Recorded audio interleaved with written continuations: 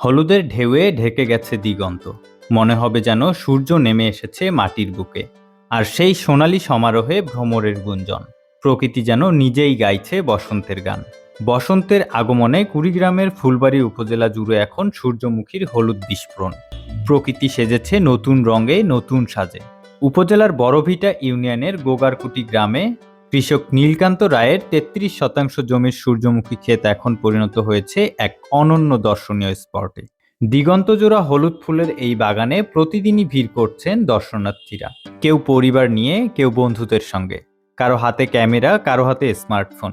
কেউ মুগ্ধ হয়ে তাকিয়ে থাকে, কেউ আবার সূর্যমুখীর সঙ্গে ফ্রেমবন্দি করে নিচ্ছে মুহূর্তগুলো। সোশ্যাল মিডিয়ায় ছড়িয়ে দিচ্ছে এই সোনালী সৌন্দর্য। আমাদের এই সূর্যমুখী ফুলটা আমাদের অত্যন্ত অনেক পছন্দের একটা ফুল, তাই আমরা আসলাম, সবাই ঘোরাফেরা করলাম। আমরা দর্শনার্থী অনেক মুক্ত। আমি রাস্তা দিয়ে যাচ্ছি, হঠাৎ আমার একটা চোখে পড়লো যে সূর্যমুখী ক্ষেত। মোটামুটি যারা আমরা ফুল প্রেমিক, আসলে এখানে এই পরিবেশটা না দেখলে আমরা বুঝতে পারবো না যে এটা একটা ভালো পরিবেশ। এখানে যে আমরা আসি, প্রথমে দেখলাম যে এখানে যে হলুদ রঙের কালারটা আছে, ভোমরা মোটামুটি আনগন করতেছে, মোটামুটি ভালো লাগলো।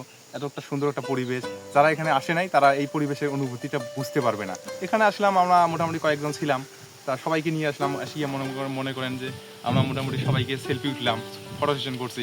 মোটামুটি সবাই অনুভূতিটা অন্যরকম। এই সৌন্দর্যের কারিগর কৃষক লক্ষ্মীকান্ত রায় শুধু লাভের জন্য নয়, ভালোবাসা থেকেই সূর্যমুখী চাষ শুরু তার। কৃষি বিভাগ বলছে, কম খরচে বেশি লাভের সম্ভাবনা থাকায় সূর্যমুখী চাষে বাড়ছে আগ্রহ। ফুলবাড়ী উপজেলায় 2025-26 অর্থ বছরে প্রায় 3 হেক্টর জমিতে সূর্যমুখী চাষ করা হয়েছে।